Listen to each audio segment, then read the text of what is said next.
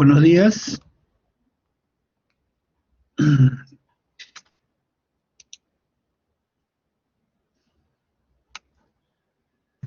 Buenos días, doctor. Correcto. Ah, y parece que faltan algunos de sus colegas, pero ya hemos dado una tolerancia determinada ya. El tema es apoyar fisiología respiratoria.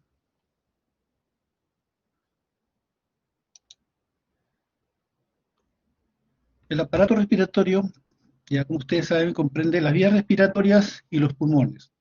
En las vías respiratorias tenemos las fosas nasales, la faringe, laringe, tráquea, bronquios y bronquiolos. Y los pulmones son dos, ¿no? El pulmón derecho con 3 lóbulos, el pulmón izquierdo con 2 lóbulos.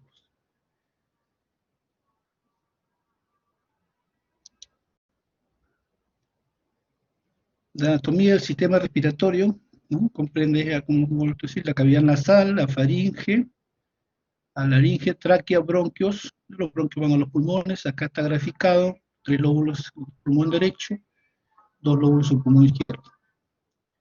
En el derecho, como vuelvo a reiterar, 3 lóbulos, en el izquierdo 2, ¿no? En el superior generalmente ya no está el lóbulo medio, más bien está representado en el pulmón izquierdo por la língula. Importante a cada gráfica que tenemos el diafragma, que va a cumplir un papel importante en la parte de la respiración, así como la cavidad pleural, ¿no? Que generalmente contiene líquido en menor cantidad. Hay una zona de conducción que es la encargada de la función de calentar, limpiar y humedecer. El epitelio ciliado de la tráquea, compuesto por cilios y células secretoras de moco. La zona respiratoria, que es la encargada de la función del intercambio de gases.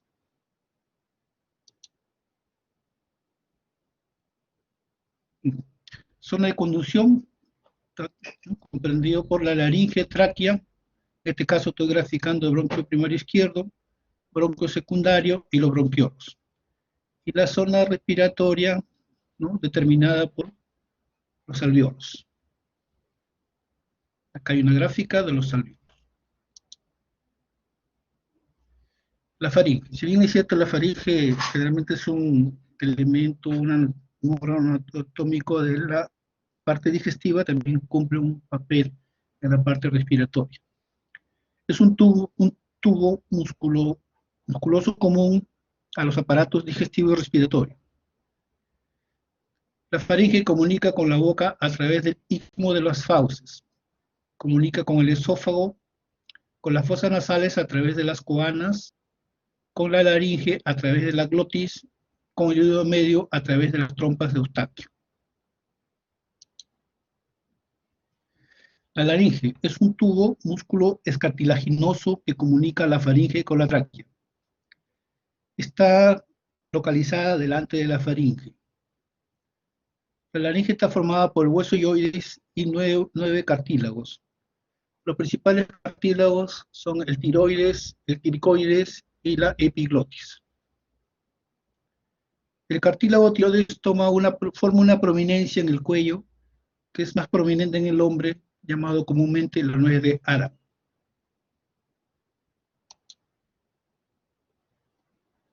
Acá tenemos una gráfica, epiglotis, que tiene una forma de lengüeta. Durante la deglución, cierra la entrada de la laringe para impedir que los alimentos entren en las vías respiratorias. Dentro de la laringe se encuentran 2 pares de repliegues, son las cuerdas vocales, que delimitan un espacio triangular llamado glotis. Hay 2 pares de cuerdas vocales, las falsas o superiores y las verdaderas o inferiores. En la imagen que está representado tenemos las cuerdas vocales verdaderas, que son acá de un color grisáceo. Las inferiores pueden vibrar al pasar el aire y producir sonidos que con la boca y la lengua son transformados en palabras. La tensión de las cuerdas vocales modifica el tono del sonido. El tamaño de la laringe determina el timbre de voz. El varón tiene la laringe más grande, las damas menor. De ahí que se determine el timbre de voz.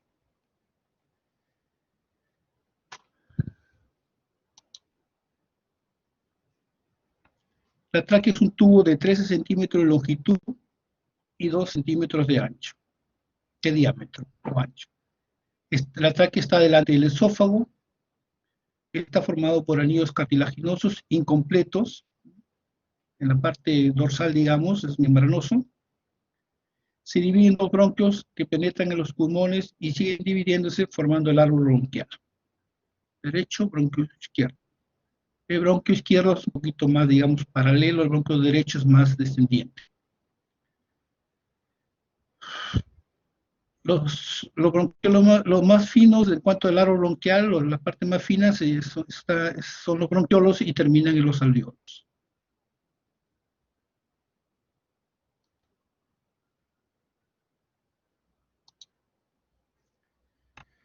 Todo el tracto respiratorio está tapizado por un epitelio cilíndrico pseudoestratificado ciliado. Entre las células ciliadas hay células caliciformes secretoras de moco. Los movimientos ciliares van recogiendo las bacterias y las otras partículas capturadas por la mucosa y las trasladan hacia la garganta, desde donde serán expulsadas.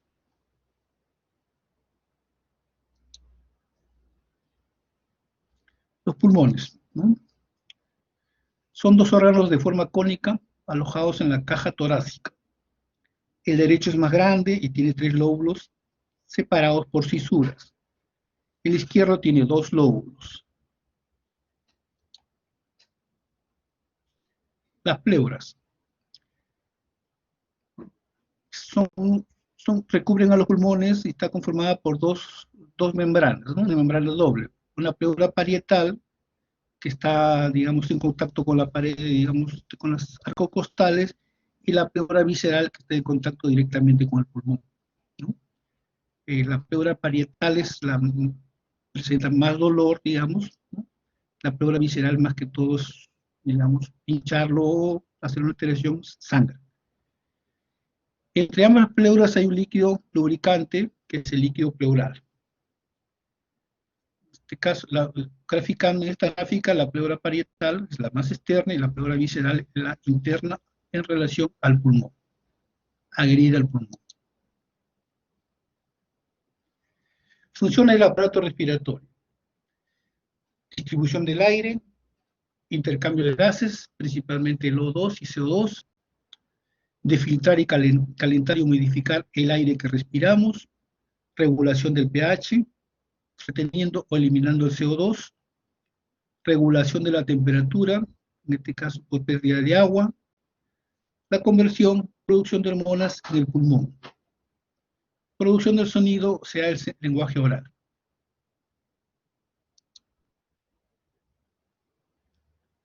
Etapas de la respiración. El intercambio de aire entre la atmósfera y los alveolos pulmonares es la ventilación. El intercambio de O2 y CO2 entre el aire, el alveolo y la sangre.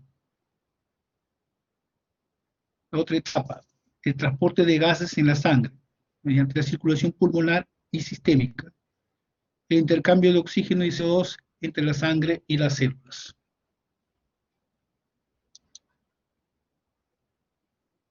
Acá una gráfica, digamos, para ver la etapa de la respiración. Tenemos la ventilación, como reitero, el intercambio del aire entre la atmósfera y los alveolos pulmonares. La etapa 2 es el intercambio de oxígeno y CO2 entre el aire del alveolo y la sangre. Esa es la etapa 2. La etapa 3, transporte de oxígeno y CO2 entre los pulmones y los tejidos. La circulación pulmonar, a cargo de la circulación pulmonar o la circulación sistémica. La cuarta etapa es el intercambio de oxígeno y CO2 entre la sangre y los tejidos. Acá ya a nivel celular se termina lo que se llama la respiración celular. La unidad alveolo capilar es el lugar donde se efectúa el intercambio de gases, que es la membrana respiratoria. Esta gráfica, digamos, entre celeste y verde, ¿no? Hay una área rectangular que viene a ser la membrana respiratoria, ¿no? Por una parte la pared del alveolo y acá la pared del capilar del eritrocito está acá adentro. Esto mide generalmente más o menos 0.5 micras. Tenemos a nivel alveolar la célula alveolar tipo 2. Y también encontramos macrófagos.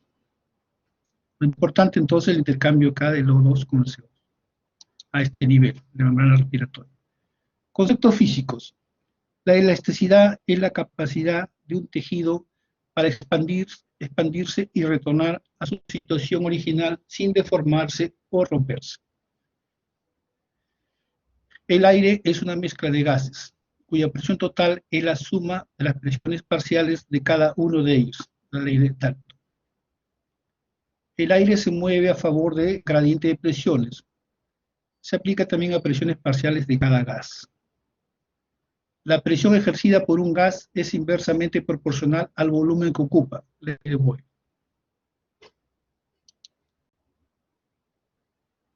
Acá, la ley de Boyle, tenemos acá en un recipiente, digamos, con volumen de 1 litro, una presión de 100 milímetros de mercurio. Acá, al aumentar la presión, digamos, representativamente 200 milímetros de mercurio, el volumen disminuye. O sea, mayor presión, menor volumen. Existen dos movimientos respiratorios, como bien saben ustedes, la inspiración y la expiración. En la inspiración, mayormente el diafragma se, digamos, baja, ¿no? La pared torácica aumenta.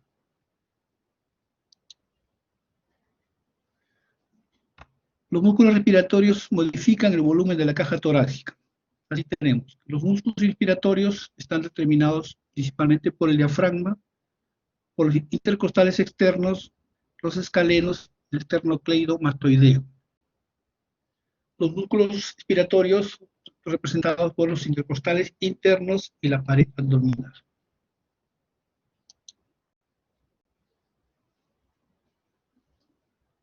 Mirando de frente, la inspiración está, digamos, a la izquierda, la expiración a la derecha. En la inspiración, los músculos intercostales se contraen, las costillas se elevan, el diafragma se contrae y tira de los pulmones hacia abajo. La caja torácica aumenta de volumen. Consecuencia, el aire entra en los pulmones. En la expiración ocurre lo contrario. Los músculos intercostales se relajan, las costillas bajan, el diafragma se relaja, la caja torácica disminuye de volumen, el aire sale de los pulmones. Otra representación gráfica tenemos acá en la inspiración, entra el aire. El diafragma contraído, el volumen torácico aumenta. Cuando el diafragma se contrae, ¿no? da oportunidad que el pulmón se expanda más. En relación a la expiración, que es la salida del aire, el diafragma se relaja, se eleva, digamos, y el volumen torácico disminuye. La expiración siempre es un movimiento activo. La expiración en general es un movimiento pasivo.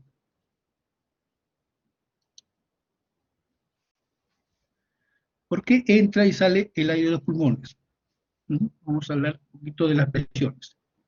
En reposo, la presión alveolar, digamos, a 760 milímetros de mercurio, está casi igual que la presión intrapleural, que es 756. Entonces, en reposo las presiones están, por decir, similares. En la inspiración, el aire, ingresa el aire que tiene una presión de 758 milímetros de mercurio contra 750 milímetros de mercurio de la cavidad pleural. En este caso ya ocurre la inspiración. ¿Qué quiere decir con esto? Que la presión alveolar es menor que la presión atmosférica. La presión atmosférica 758, la presión alveolar 750. El reposo, como ven en la imagen, no varía. Acá en la inspiración ya vemos diferencia. En la inspiración, cuando sale el aire, entonces la presión alveolar es mayor que la presión atmosférica. Entonces, todo esto va en relación a la diferencia de presión. el que tiene mayor presión es que direccione, digamos, el gas. El aire alveolar la presión es mayor que la intraalveolar, por lo tanto el aire ingresa. Cuando es al revés, el aire llega a salir. O sea, es la expiración. La integridad de la pleura es esencial para mantener expandidos los pulmones y para la mecánica ventilatoria. ¿Qué puede alterar la función de la pleura? Derrame pleural, neumotórax, ¿no? Presencia de tumores. En este caso queremos representar, digamos, el haber, digamos, que se está acá actuando con un cuchillo. ¿Qué ocurre cuando ingresa un cuchillo? No generalmente va a haber un neumotórax, puede haber un neumotórax, en este caso la idea es graficarle de que se produce un neumotórax, por lo tanto el pulmón se colapsa. Este vendría a ser el pulmón, se empequeñece. Entonces cuando hay un trauma, las pleuras, digamos, en este caso, se separan, la pleura visceral y parietal, que generalmente están rozando. Entonces es indispensable para tener una respiración normal que esté íntegras las pleuras. Al estar íntegras las pleuras, la cavidad pleural no va a tener alteración.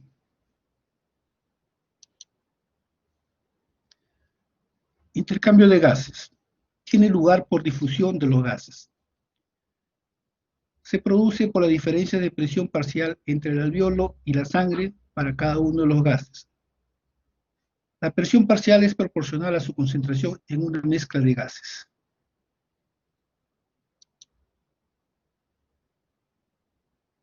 El aire inspirado y aire expirado. Al lado izquierdo tenemos el aire inspirado. Por cada 100 mililitros de aire inspirado tenemos nitrógeno 79 mililitros, oxígeno 21, CO2 0 mililitros. Y el aire expirado, por cada 100 mililitros de aire expirado, nitrógeno 79 se mantiene igual, el oxígeno 17 mililitros y el CO2 4 mililitros. ¿Qué ocurre? El sangre está entrando con un oxígeno de 10 mililitros y un CO2 60, hace el intercambio gaseoso entre el CO2 y O2, y la sangre que sale ya de este intercambio es un oxígeno de 20 mililitros con CO2 50 mililitros. Esto es a nivel de intercambio gaseoso. El nitrógeno generalmente no varía, ¿no? Lo que varía es el oxígeno en el intercambio gaseoso. Otra gráfica, en el aire el oxígeno es 100 milímetros de mercurio, en el CO2 40. Generalmente cuando uno hace una gasometría, ahí evidenciamos el CO2, ¿no? 40 más o menos 0.04. O sea, el aire, el oxígeno, CO2, ya he mencionado las cantidades. En la arteria pulmonar el O2 está en 40 milímetros de mercurio, el CO2 en 46 milímetros de mercurio. Luego el intercambio gaseoso varía en que la vena pulmonar tiene ya un oxígeno de 95 milímetros de mercurio y un CO2 de 40.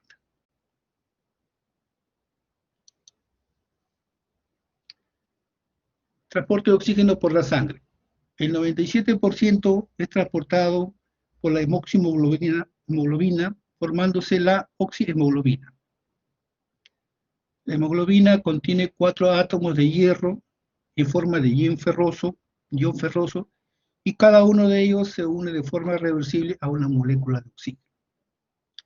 El 3% restante se transporta disuelto en el plasma sanguíneo. Entonces, este transporte que menciono es a nivel del oxígeno.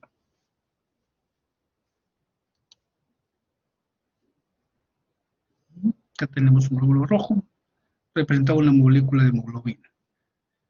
Rescato acá que los glóbulos rojos contienen cientos de moléculas de hemoglobina que transportan oxígeno.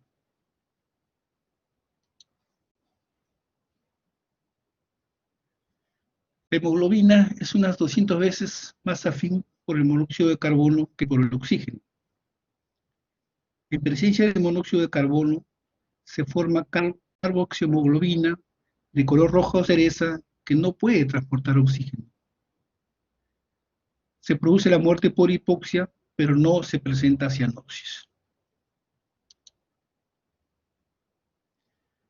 El 65% se transporta como ion bicarbonato. En relación al dióxido de carbono, el 65% se transporta como ion bicarbonato disuelto en el plasma.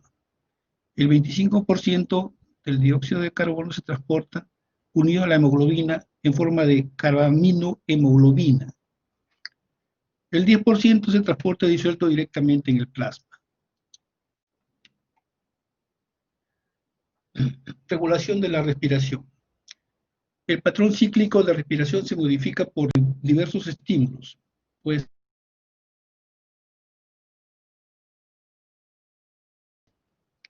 situaciones como el ejercicio, emociones, cambios de presión arterial y temperatura. El control nervioso se basa en la presencia de unos mecanorreceptores en pulmones, vías respiratorias, articulaciones y músculos que recogen información y la transmiten a los centros respiratorios. Cuando aumenta la concentración de CO2 en sangre o cuando aumenta la concentración de iones hidrógeno en sangre, se estimulan los quimiorreceptores en los cuerpos carotídeos y aórticos, y la velocidad de la respiración aumenta para eliminar el exceso de CO2. Los movimientos respiratorios se desarrollan de forma involuntaria, pero se pueden modificar de manera voluntaria al tener conexiones con la corteza cerebral.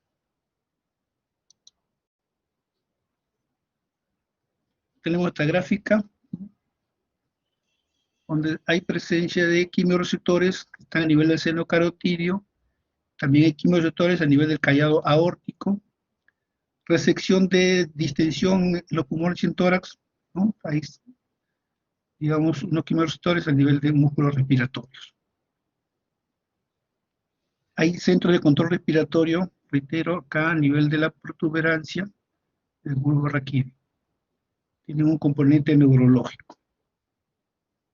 A nivel del bulbo raquídeo están los centros que tienen relación con los músculos respiratorios, y a nivel de la protuberancia, los quimiorreceptores, relacionados con los quimiorreceptores del seno carotídeo y del callado aórtico.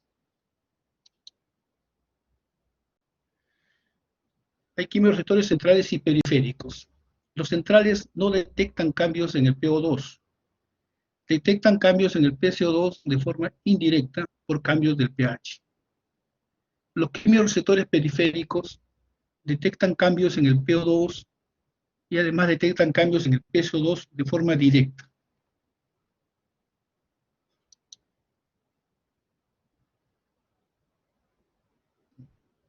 Pulmón sano versus un pulmón enfermo. ¿Alguna pregunta?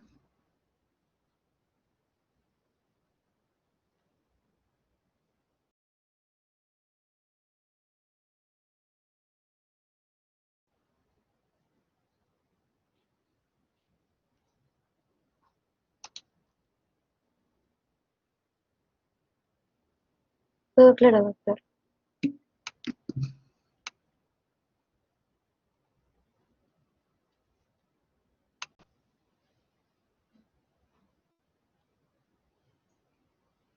Si no hay preguntas, ¿no? Estamos por terminado esta sesión. Hasta nueva oportunidad. Gracias. Hasta luego, jóvenes. Gracias, doctor. Hasta luego. Gracias, doctor. Gracias, doctor.